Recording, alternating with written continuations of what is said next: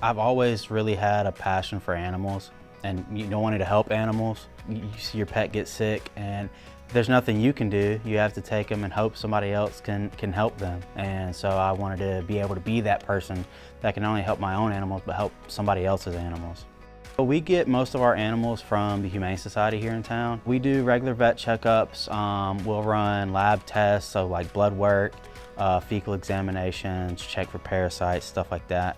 And then we also do routine spays and neuters. We help them do things that they need for these animals, basic care, and then it also helps us learn skills that we need. You get to help animals in general, and I feel like that's a good reason to get into this kind of field. And it's not always a safe thing, you know.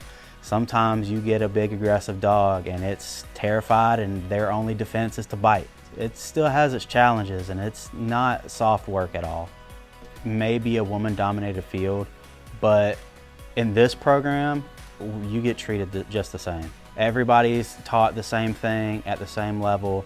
It's just as hands-on with everybody. It's not easy. This is not an easy program, but it's rewarding. And if you put in the work and the effort, you can make it through it.